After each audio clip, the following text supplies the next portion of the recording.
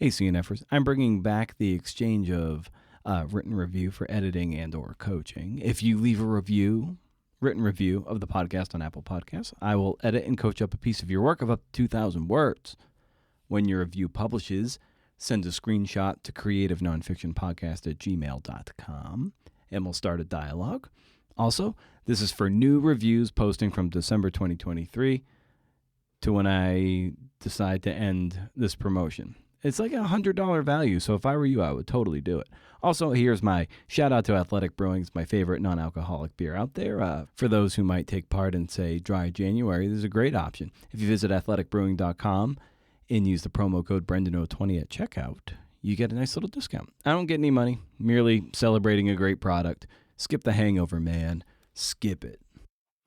Probably when I was about a quarter of the way through the book, maybe, or a third of the way through the book, where you've written a lot and you feel you're fully in it, but it just feels like there's so much left, and you just wonder how on earth you're going to get all of it onto the page.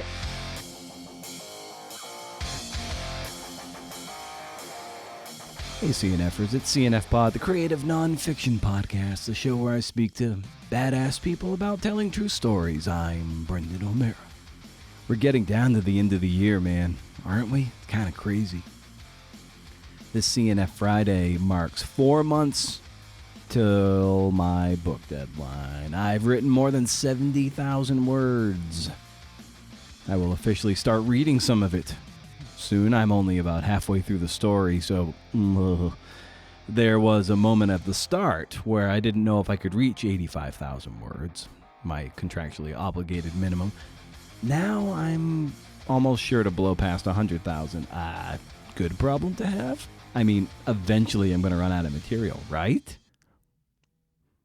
Today's guest is Loren Grush. This is a fun one. This is a good one. You know what her beat is? Outer space.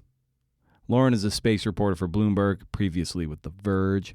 She's the author of The Six, the untold story of America's first women astronauts.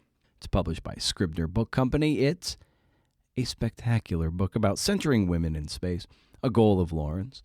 And it was the bravery and ambition of these women, Sally Ride among them, that blazed a trail to the cosmos. Hey, you know the deal. Head to BrendanO'Meara.com for show notes and to sign up for the monthly Rage Against the Algorithm newsletter. There, you can subscribe to the newsletter or don't. It's up to you. First of the month, no spam. As far as I can tell, you can't beat it. You can also consider going to patreon.com/CNFpod if you want to throw in a few bucks into the CNF and coffers. Subscribe to the podcast wherever you get your pods. Or not. It's up to you. I'm the only host in the world who so much as gives you the option of saying no. That said, you should totally subscribe. The pod has seen a nice little bump in downloads over the past couple months, so we must be doing something right. What that is, I have no idea. But it's not nothing. And I barely use social media. There's a lesson there. Threading or tweeting or whatever is no substitute for just shutting the F up and doing work that's worth talking about. I might riff on that in the parting shot. All right.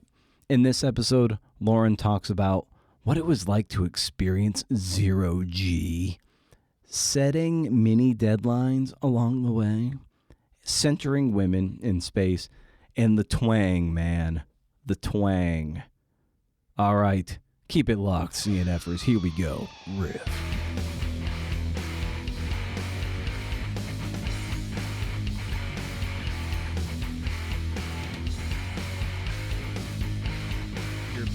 Outer space, which is a pretty amazing neighborhood to cover. And at what point did you kind of stumble upon that The Six needed a better treatment and needed some attention? Yeah, so my common refrain is that, as a space reporter, I have been oftentimes, especially as a woman space reporter, I've often been the only woman in the room reporting on space, and it can be a very intimidating experience. And there have just been many times where I've traveled for work or gone to various launches or space events and just felt very supremely out of place. and, very lonely because I've, just been in a room filled with men. And there's been a lot of times where I've kind of wanted to run out of the room screaming, but I, try to suppress that impulse. And I'm glad that I have, because I've had a really great career. And over time, I've definitely met some wonderful women in this industry. And more and more women are reporting on space. And that has been a really great thing for me, because I feel like we have a strong bond. I have a strong bond with other women in this industry.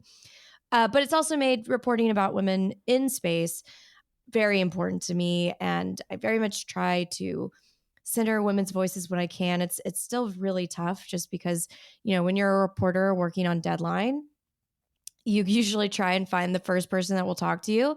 And, it sometimes takes extra work to make sure you find a woman who is free and available to chat with you. So that is something you consciously have to work towards.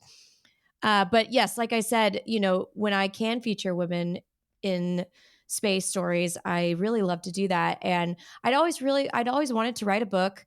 And I noticed that, there's a lot of books out there that focus on men, especially rich men who are, propelling the future of commercial space transportation. And those books are great and necessary and wonderful, but I just didn't want to write another one of them. And so I was looking around for the women who came first, in the space field. I initially it was, who were the first space female reporters in this industry. And then it kind of transitioned into, okay, well, who are the first women in space in general? And when I discovered this group of women, these 6 women, I really didn't know much about them.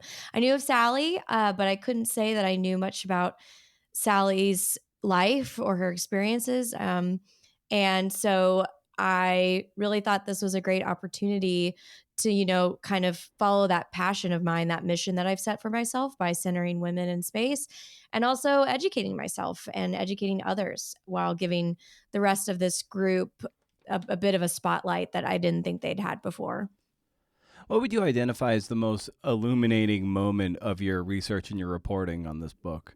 Well, there are a few things that I like to point to. One of the big ones is the selection process for the first American woman to fly. I probably had this preconceived notion that it was going to be this really rigorous, objective process. And learning that it was not was a bit surprising. I probably shouldn't be surprised. When it comes to selecting people, it is still a subjective thing. But I thought it was going to be this, they were going to type everybody's attributes into some kind of 80s computer, and it was going to spit out the right person to fly on that mission. And the truth is, it really just came down to one man, George Abbey, who was the director of flight operations at the time. And I was enamored with his role and how all of the astronauts kind of gravitated toward him because they knew he was the guy that could put them into space. And so it was definitely a trip to learn about, how that selection process worked back then. And this, to be truthful, the selection process for astronauts is still a bit opaque, at least for me as a journalist these days. They don't really lay out how they do it or why they've picked certain people. So it was great to be able to talk to George and learn about his process, and also the astronauts that were selected by him and how they felt about the process too. So that was one of the more illuminating things I learned, and also it was fun to learn about and to write about. Yeah, and specifically with Abby as well, was sometimes the selection process was merely being on his radar, and oftentimes that came down to like happy hour at the bar on Friday, and Yeah. and if you weren't Well, at in least that orbit, right? Yeah, that's what the astronauts thought anyway. yeah. That so they were, but that was the thing that was told to me about George, is he wasn't a man of many words, and he never told you where he stood. And so there, the astronauts were concocting all sorts of reasons for why he picked somebody or why he selected somebody. And so, yeah, they thought maybe just being front of mind was enough. And so then whenever there were happy hours, they made it a point to be there and drinking with him. But who knows if that actually helped? I mean, when I spoke with George, he said there really wasn't any secret sauce to it. He simply matched people who had the right attributes and skills to the mission requirements. So to him, it wasn't that secretive, but to others, it might not have been so transparent. Nice. And to back up a little bit, sometimes I like to get into the sort of the nuts and bolts of how like the story or the book in this case kind of came together, and maybe what your original, let's just say, vision for it in book proposal form, how that looked, and then how that changed as your reporting unfolded. Yeah, so I would describe the proposal as like the most rigorous book report that I've ever written in my whole life. um, we didn't do a sample chapter, but it really was just kind of a really succinct. I mean, it wasn't succinct. It was like 10,000 words or something like that, but it was very much a condensed version of what I thought the book was going to be and who I thought these women were. And while some of it was accurate, I learned that some of it was very not accurate. So I'm glad that I spent the time to really dive deeper and to learn more about the women and what they've actually said on certain subjects. For instance, I was under the impression that, Judy was much more upset about Sally being picked first than she was. And so, I learned that and I massaged that as I got to the book writing process. And then in terms of my process, I think I was a little intimidated when I first got started because I felt like there was just so much research to do that I spent a lot of time researching and interviewing and going through the archives before I started writing. I think that'll probably be something I do differently if I write a book again, just because it really prolonged getting started and then it kind of pushed everything back. And then I felt like I was kind of playing catch up towards the end. But then, really, what helped a lot, what helped kind of jumpstart the whole writing process is I put together a pretty rigorous outline. In terms of where I saw the chapters going. And it definitely was very different from the proposal that I had come up with just because of what I had learned. But then once I had that backbone of the outline of how I saw the chapters being laid out, that gave me kind of the courage and the confidence to really start writing, because then I felt like I had these bones, to start putting meat on. And so that was the process, and from getting started and really kind of going into overdrive. How much time did you give yourself to write it? Oh gosh. Well, naively, I gave myself 6 months. Um, and well, I had 6 months of book leave from my job at The Verge. So that was my timeline. I don't recommend that. um, and also, like I said, I spent about 3 of those months researching and interviewing and really diving deep into the story before I got started. And so that really left about 3 months to write. And when I was very clearly not close to being done, I asked for an additional 3 months off. I was granted that. I got a lot done, but that still was not enough to get it done. And so I spent a good chunk of time. I returned to work after so it was 9 months. And then I spent a really good chunk of time working my day job, which is, a space reporter, and then working nights and weekends on the book. And I'll be honest, it was really mostly weekends. I'm just not one of those people that can work, all day on space and then think about another space related thing for another few hours. It was just, I was kind of emotionally drained and mentally exhausted by that point. So I really kind of saved it for the weekend, but that's also pretty brutal too. One thing I've learned through being a full-time reporter is how necessary breaks are and how having that weekend time to rest. As much as I love working, I also have learned I really do love not working. And I mean that in the nicest way. I mean, it's balance and you need Yeah. it. Every person needs it. Otherwise my work isn't going to be as sharp and as good. So it was a very stressful time, but it was just one of those moments in life that you kind of have to get through. And I got through it, and I feel really happy with how everything turned out. What would you identify maybe as your dark night of the soul when it came to the writing of the book? The dark night of the soul. Oh, yeah. Wow. I love that because I know exactly what you're talking about. Oh, yeah. I want to say it was like probably when I was about a quarter of the way through the book, maybe, or a third of the way through the book, where you've written a lot and you feel you're fully in it, but it just feels like there's so much left, and you just wonder how on earth you're going to get all of it onto the page. I think those were some moments there where I I spent a lot of dark nights, crying and, just hoping I could figure it out. And then also, a lot of the times I don't know, maybe you can back me up here, but I describe the book process as kind of like, it's definitely like running a marathon, even though I've never run a marathon, but I imagine it's what like running a marathon is like. And then also just like a series of wins and losses. So one day you're on top of the world because you've spoken to somebody that you absolutely needed to speak to, and they gave you all of this great information that you would not have had otherwise. And then the next moment someone declines an interview, or you just can't find that detail that you need, and then you're kind of spiraling in that pit of despair for a little bit. So that was, I feel like, during the early stages of research and interviews and stuff like that, there are definitely some moments where I would have these great weeks where I'm like, yeah, this book is going to turn out great. And then I have another week where I'm like, I don't know how I'm going to finish this book without talking to this person or this person. But ultimately, those moments force you to be creative, right? So when you do have that loss where you were expecting to talk to someone, or you were expecting to get this document or whatever, you find another way around it. And I think that ultimately made the book stronger, is because, you don't rely on that thing you thought you were going to get. So those were kind of the pits of despair, the soul pits of despair. I don't remember how you said it. Yeah. Dark soul, dark night of the soul. Yeah.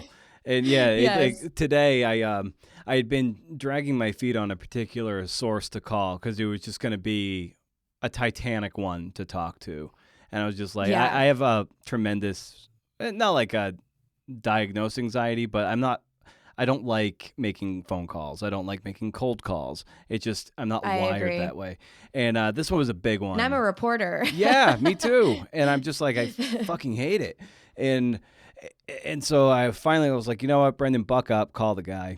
And I do call him, and and he's just like, I can't, I just can't talk. I can't talk about it. And I was just like, oh man. And that just happened today. And that was like a big, like, I kind of need, I need the guy. I need this guy. And it was just such a punch to the stomach. And I was like, okay, I think there might be a workaround. And I have some other advocates that I've spoken to for the book I'm working on, who might be able to lobby for me a bit better. And and so the door isn't totally closed, but it is kind of closed. And I'm just like, yeah, to your point, you got to find maybe other ways to be creative, work around it in some capacity. Yeah. It's just, but it is kind of demoralizing, and you got to kind of hang your head for a little bit, but then get back on the horse. If it means anything, I know that feeling very well after this process. And, another thing that I think makes it worse is that you're all alone in this experience. So it's you can explain, what happened to other folks, but they don't have that pressure to complete this project like you do. So no one really understands that gut punch feeling that comes with it. So yeah, you're really kind of, not only are you dealing with this, but you can't really relate to anybody about it either. But maybe you can call me, I guess, and I'll All right. I'll be able to commiserate with you. Yes. You just, you just fed the geese, and now the geese aren't going to leave you alone. I Yeah. Oh apologize, no. Lauren. No, I wouldn't do that to you. But yeah, it's well, you also brought up a point earlier about just kind of like that tremendous feeling of overwhelm too, especially when it sounds like you had a pretty short deadline based on just on the time you gave yourself to write and the fact of a lot of the research wasn't done. So when you were in those moments of overwhelm of like, oh my God, like there's still so much archival stuff to do, and then I gotta find these phone numbers and call these people, and then oh shit, like I gotta start writing at some point. It's Yeah. how did you start to get your head around it, corral it, and that way you were still rowing in the right direction? Yeah, so I kind of gave myself mini deadlines within each day. So, for instance, I had a mentor who said to set a goal of writing 1,000 words a day. And then once you hit that limit, even if you have more to write, save it for the next day. So that way you feel like the next day you're already jumping off from a great place. Don't try and overextend yourself each day. So that was kind of one trick that I tried to adhere to. And then also, I tried to give myself time off when I could.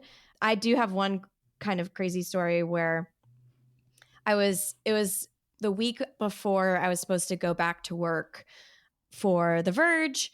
And I was just in a pit of despair because I was so not done with the book, and I had kind of created this crazy deadline. It was like, okay, I'm going to finish Sally's chapter. I'm going to finish Judy's chapter, and I will do it if I can do a chapter a week, and which was just an impossible task. And so I was nowhere near to being done, and so I could either kill myself in that last week to try and get as much done as possible, or I could just kind of relax. And so I actually ran away to my friend's place. They have at the time had an inn in Alabama. And so I just kind of escaped for a little bit because I knew nothing good was going to come of me trying to kill myself to get that job done, in this crazy deadline beforehand. So, it was just kind of maybe give myself a break and reset, figure out what it's like to go back to work, and then figure out how to move forward from there. I love how you said a moment ago about the book writing being like a marathon, and there are the wins and losses along the way. And I think there's a lot of threads to pull on that I think are really astute that you brought up, especially this one at first. A lot of people will the parlance is a marathon is divided into two halves, like the first 20 miles and the final 6. And Oh. and would you identify your book writing process as like that final, like that second half being so close to the end, that final 10K or whatever it is was like this really laborious, exhausting push just to get to the finish line? 100%, especially because I want to say I had about 70 to 75% of the book done before I went back to work. And then I didn't finish the draft for another like 6 months. So while I got a good chunk of it done, during those 6 months of writing, I would say the last little bit, which was not that much, took me as much, like the same amount of time to get that done because and I'm obviously a unique case. Not everybody has to go back to work, or, maybe somebody's been working the whole time while they've been writing the book. But, this was a very unique case for me. And so because of that, yeah, it was that last little bit of writing felt so much more arduous because it was this new writing situation, purely on weekends. All of my weekends were now booked, for the foreseeable future. And it took the same amount of time to get all of that done, probably even longer, I would say, because think I turned it in May, and I went back to work in October. So yes, it was definitely the last push to get it done. And I remember, I would finish one chapter and I'd be like, "Oh, I'm just so close," but then I would remember, "Oh, I forgot I have this section I have to finish," or "I forgot about this section."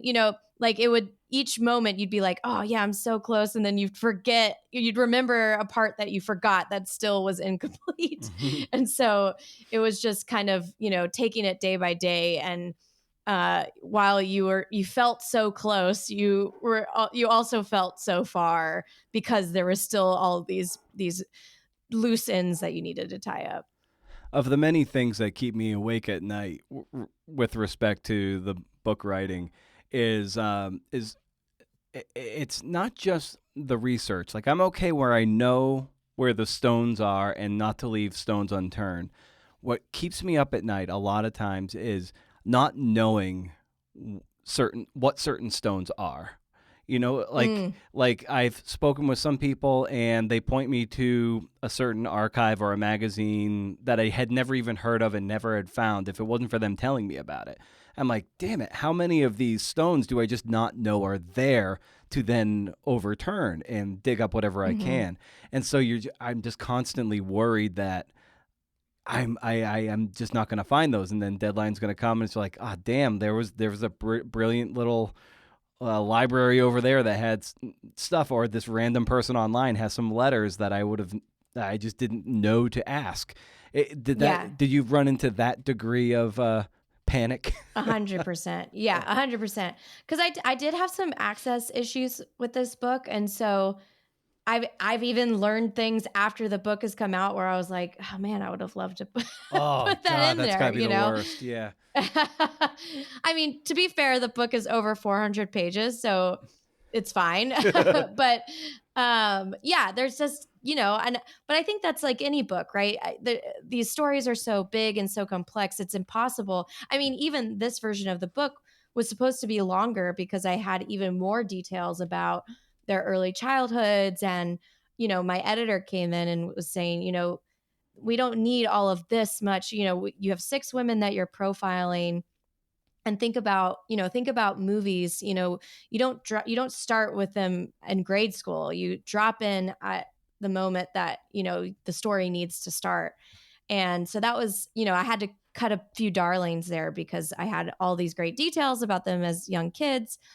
So, even this book, there are still details I could have put in that I didn't. So yes, it has been annoying to hear things or see or find things that I would have put in, but they're minuscule in the long term scheme of things. And so that's kind of what I think about when I do hear that thing or I find that thing. It's just like, oh well, it was a nice detail, but the book is pretty complete as is. You bring up a great point about, be it backstory, childhood, or stuff of that nature, and your editor saying, "Well, think of movies. You don't start there." And so that brings up a good point about entry points and how you get into a story. And so, how did you arrive at how you got into this to, kind of just to let it sort of take off on its own? Yeah, actually, I would say one of the great things, what pieces of advice my editor gave me before I started writing was to think of it like a movie or think of it like a screenplay. And rather than kind of do these information dumps that I think nonfiction can get into. And to be fair, there are a few times where I had to information dump. It was not avoidable. Um, but to think of it as a series of scenes tied together. And so it was great advice. It was really hard to follow, especially with a history like this, and people remember things differently. And people don't remember things at all. One of the things I really tried very hard, and maybe somebody will come up to me later and tell me that I missed it. I missed the detail that would have led me to this, but I really tried to find where Judy Resnick was on the day of Sally Ride's launch, because there's a moment in so Lynn Sher wrote the kind of like the go-to biography about Sally Ride. And in that book, she details, she had interviewed Anna Fisher, and Anna had talked about, she was the lead astronaut supports person during Sally's flight, and she had to oversee the controls and the switches in the cockpit ahead of Sally's flight. And she was pregnant at the time, very pregnant at the time. And I just thought, what an incredible, vivid image to start the book on, a pregnant astronaut overseeing the shuttle that would take the first American woman into space. I just thought that was brilliant. And so I knew when I had that set in my mind, I knew I wanted to detail where all of the 6 women were on the day that Sally's flight took off. And so I had everybody, I knew where everybody was except for Judy. And I asked everybody that could possibly have known, and sadly, nobody remembers. So you know what? I've looked for documents. I looked for newspapers. I just couldn't find it. So that was a hard point, but I handled it in the book where I was, I said it does, depending on where she was that day, she might have been in Cape Canaveral. She might have been watching it, somewhere else. So there are ways around it. But to your point, that there were certain moments where when I came across them, I would say, oh, that's how I'm going to open that chapter, or, oh, that's how I'm going to close that chapter, or, oh, this is how I'm going to weave something in to another section, Mm-hmm. So when those moments did happen, it was like lightning, struck. And there's no greater feeling when you finally figure out, oh, this is how I'm going to piece these sections together. And so those moments, I would say, are probably the most favorite part of writing the book for me. Oh, that's great. And you bring up something I love talking about too, which is endings. That could be chapter endings or book endings or whatever. It's for me, I'm always on the lookout for like a really good knockout ending. And the earlier I can find it, the better, because to me it's like planting a lighthouse way out in the distance, and it's like, okay, now I have something to orient my horizon, or like, Mm-hmm. my navigational equipment too. And for you, is that something that you're just attuned to, always on the lookout for, and when you find it, you're like, oh, awesome, now I have a sight line now? Yeah. I would say my favorite things to do were to find the openings and endings of chapters, just because. Yeah, and then I felt like, okay, I have my starting point and I have my ending point, and all I got to do is just follow the journey from point A to point B. And that was probably what kind of, whenever I was creating a chapter, I would usually think about, okay, how am I going to open it? What scene? Because I always like to open a chapter with a scene as much as I can. And that would also kind of get the juices flowing. So if I just picked a scene to start on, then I felt like, oh, I've opened the door to this chapter. It's not so intimidating to me now. I have my opening. So all I have to do is just keep going. Yeah, and sometimes what happens too is merely you might not feel like you have enough research, let's say, to carry the day, carry the chapter, or certainly carry a certain significant portion of the book, but you start writing anyway. And when you're writing, I liken it towards to like laying down road. Over the course of laying down road, you start to see where the potholes are, and then those potholes tell you, Yeah. oh, I can go to that person or maybe that newspaper or that search and patch up that hole. Is that something you experienced? Yeah, definitely. And yeah, I would often often leave the potholes in the chapters. Yeah. So I knew one section was going to occur, but I didn't know how I was going to get there. So I would just kind of, put stars or, some kind of placeholder in there, go flesh out the section that I knew I needed to flesh out.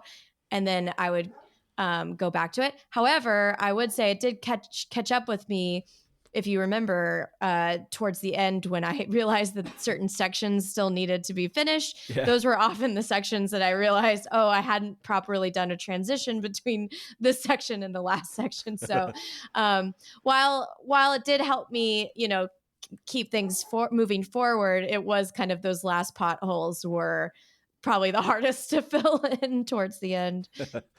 Yeah, and I've been building in redundancies into my whole process here, and that requires, okay, as I'm writing, I'm also reading and rereading my transcripts and my omnibus spreadsheet, and I know invariably I'm gonna have forgotten to put something in, and I'm gonna be so familiar, my hope, with the manuscript as I start to read it, all my transcripts, that it's just like, oh wait, I didn't use that thing, and now I'm gonna backfill it over here.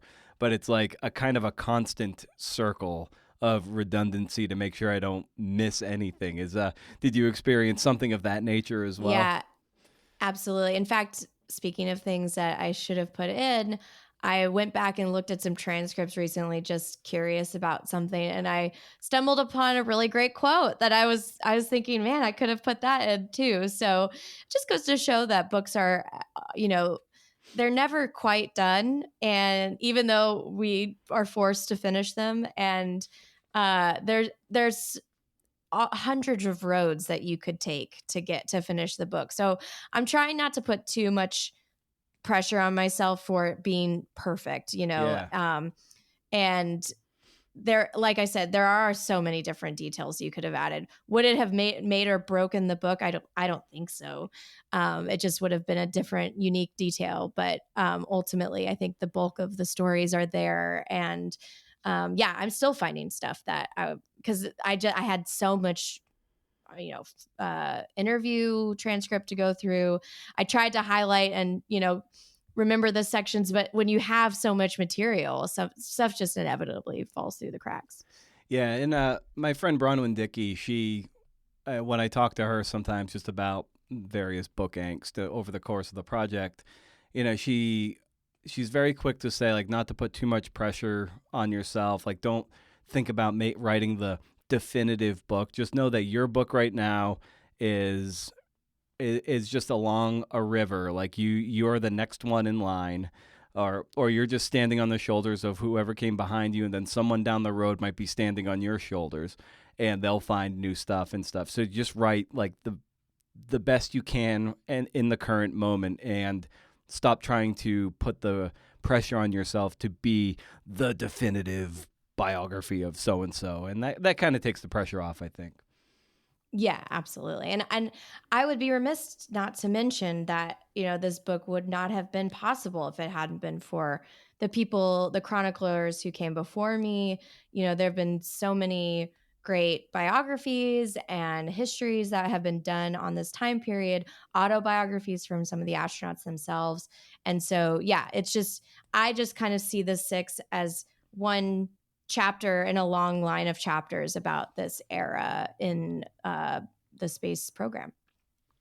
Yeah, and some of the, like, one of the just of the more bonkers facts that came out just in reading the book too, just something I had highlighted. It was like, it took just, when a shuttle was in flight, it took them just 8.5 minutes to cross the entire Atlantic Ocean, and it just like blows my mind the sheer speed that they're hitting up there. It's just, it blows my mind. Half of the, like, all of this stuff, really.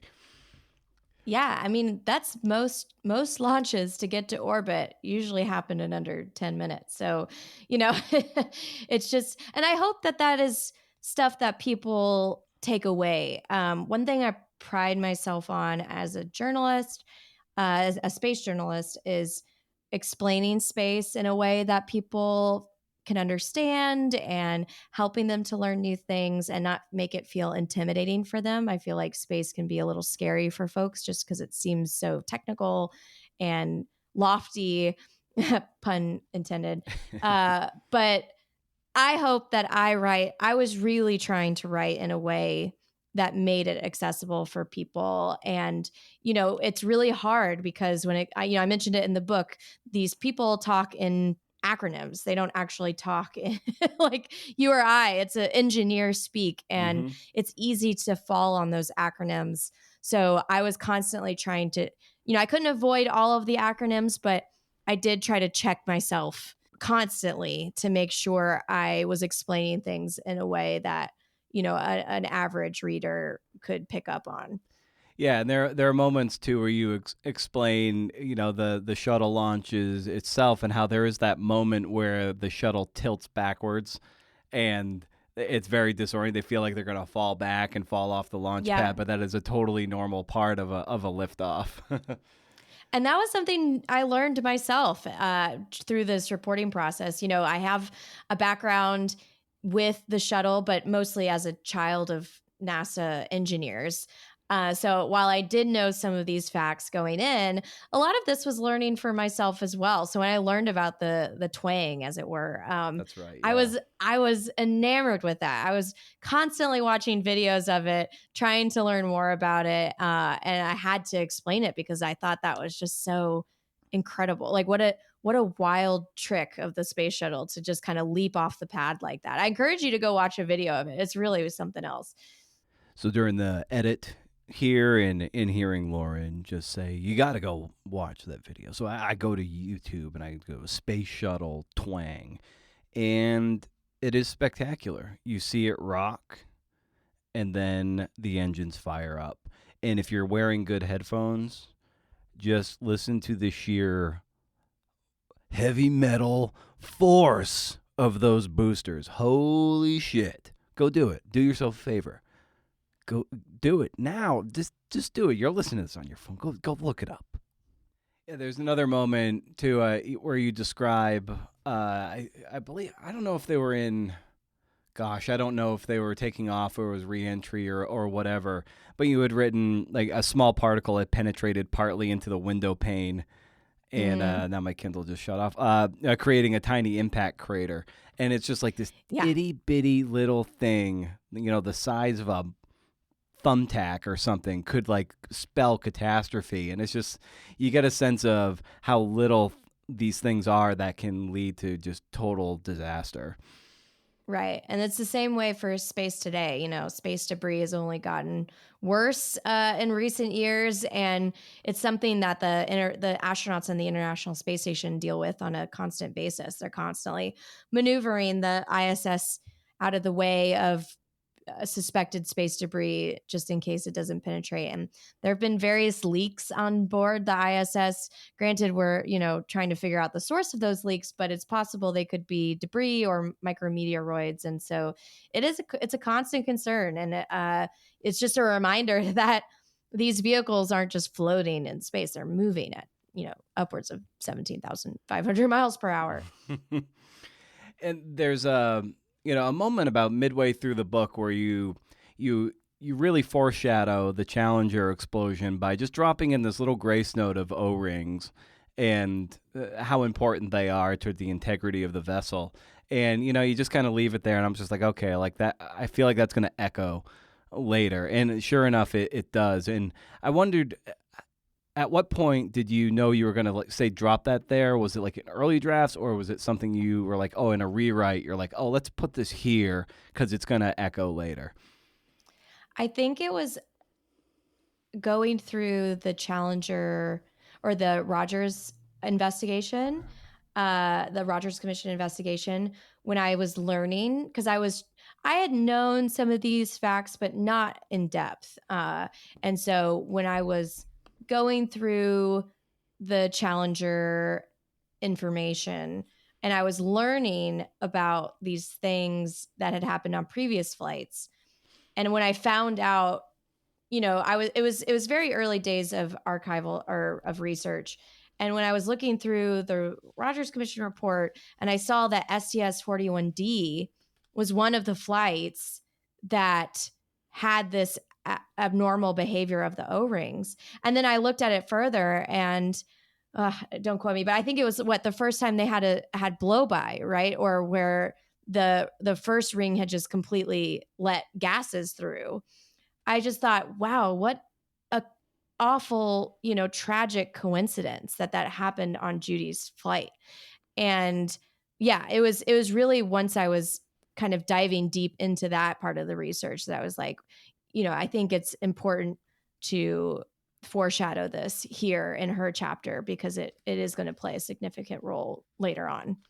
Yeah, and I didn't know that Judy Resnick was on the Challenger mission in 1986, I guess it would have been, and I was wondering, I'm like, what role the Challenger explosion might play in this book, as I was kind of like going through the timeline of how the book was unfolding. I'm like, all right, we're not in 1986 yet, and then all of a sudden, like certain missions are getting punted, and then down the road, and then all of a sudden we're in 86. I'm like, okay, I think and definitely with that O-ring thing, I'm like, okay, how are we gonna get there?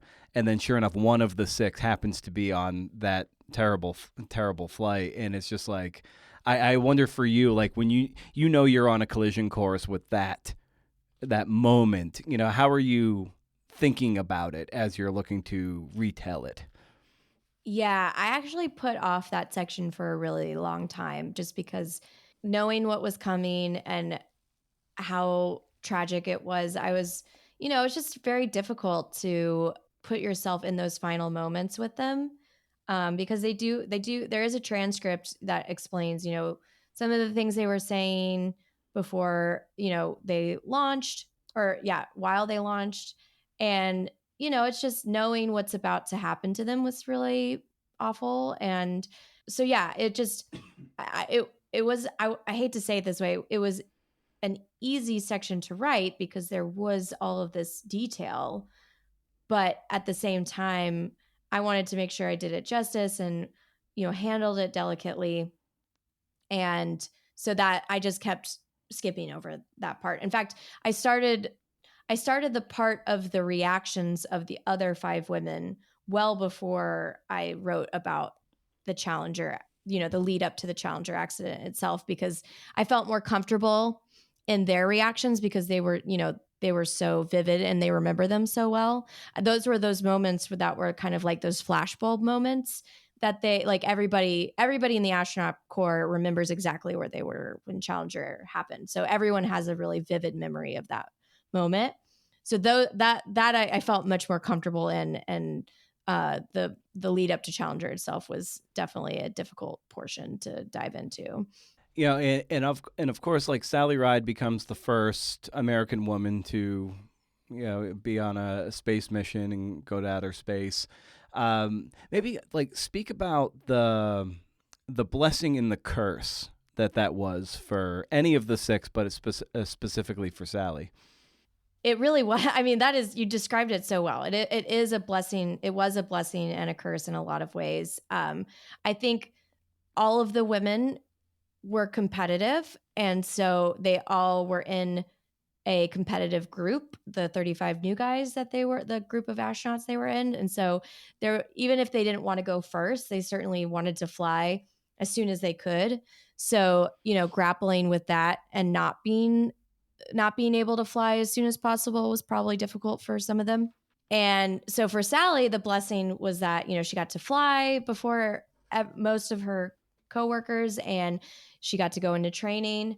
But then, there's much of her chapter. It's why I have really two chapters about the lead up to her flight and then the flight and the aftermath, because most of it, when she came back to Earth, that protective barrier that she had when she was training really disappeared, and she had to, really deal with the public kind of wanting a piece of her. And NASA was kind of obliged, or they were open to sharing Sally with everyone because they wanted to celebrate this great achievement, right? So they would often encourage her to do these talks, accept these invitations and whatnot. But over time, it really became very burdensome for her, especially as an introvert and someone who didn't really seek the spotlight for, much of her life. She wound up seeking therapy for it at one point. But, it also did shape the rest of her life, through becoming the first American woman in space. She met lots of children, and she realized that working with children and inspiring children and young girls really was something she wanted to dedicate her life to. And so that's ultimately what led her to create Sally Ride Science, that nonprofit through UC San Diego. So while it was this kind of tumultuous time in her life, it really did end up shaping the latter part of her life and directing her on her chosen path. And maybe give us a sense of the puzzle of sending a crew of whatever it is, 5 to 6 people into outer space, and the chemistry it takes to make sure that that is as harmonious a group as possible. Yeah, I mean, that still is a bit of a mystery in terms of each individual crew. I think when they came to selecting the astronauts for the program, one of the key traits that they were looking for was team players, obviously, just because these crews were going to be much bigger than crews of the past. And also, they were looking for people who were interested in a diverse range of fields. So, for instance, Sally was both an astrophysicist and a tennis player, and that kind of combination was something that the selection board really favored because it showed that she, was well-rounded and could work in various different fields. And for this role, this mission specialist role that they were recruiting for, that those astronauts had to wear lots of different hats. They were either going to be working on experiments, they were going to be deploying satellites, working with different types of payloads. So it was very important to them to find people that were interested in stuff beyond their own chosen profession. And then additionally, this is the part I loved a lot. It was the trait of patience was very important. And I think it's a reminder that astronauts, they spend very little amount of time actually in space. Most of their time is spent on the ground preparing to go to space, helping others go to space. And so it was very key to find people that they thought were willing to wait and wouldn't, just up and quit when they didn't get the selection that they wanted. And so all those traits combined, I think, is what they were looking for when they first were selecting people. And then the hope was, they found the right people that could be mixed and matched for each mission so that they could really create all sorts of different crews whenever the astronauts were on board. Now, as we kind of, sort of our conversation coming to a close, running out of time, I need to get your impressions and your on the ground insights for when you flew 0G. I watched that video and I was like, nope, not. I don't have the stomach to fly from Eugene to Seattle, let alone do what you did there. I would say if anyone has the opportunity to do that, it is expensive. I will say.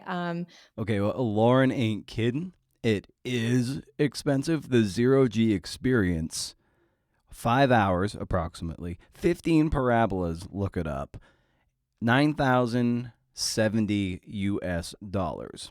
So, start saving up your allowance.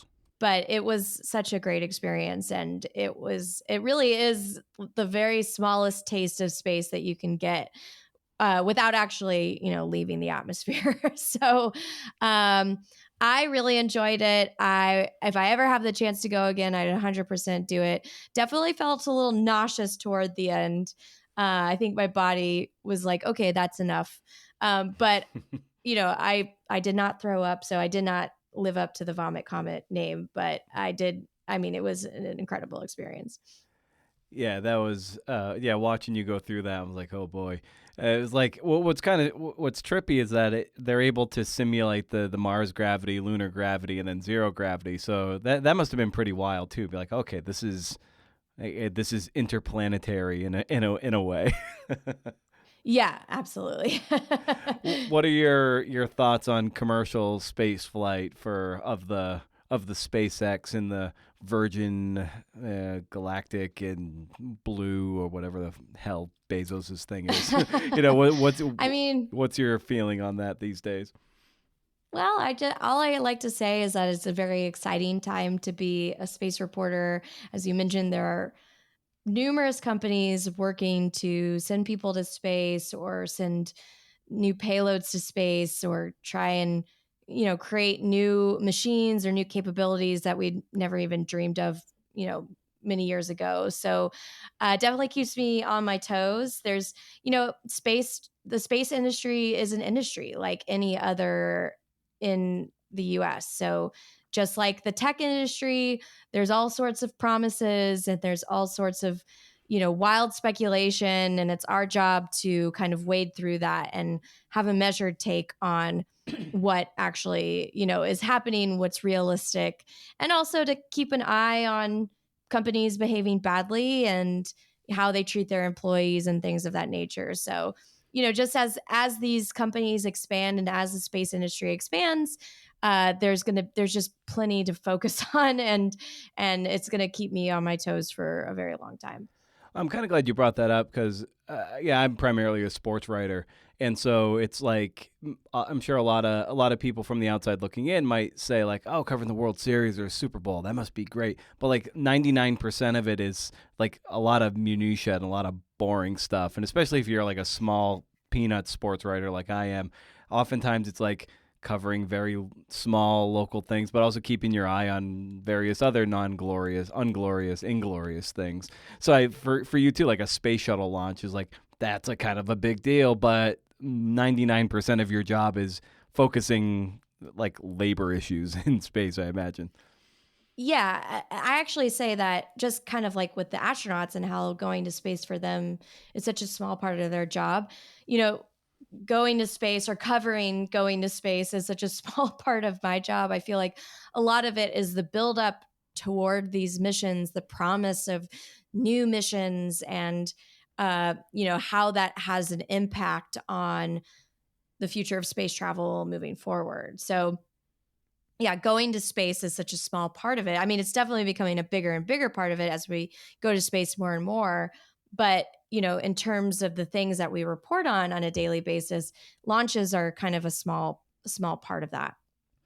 Very nice. Well, Loren, as I bring these conversations down for a landing, I always love asking the guest, you in this case, for a recommendation of some kind for the listeners. And that can just be anything you're excited about that you'd want to share with them and maybe have them experiment with. Oh, gosh.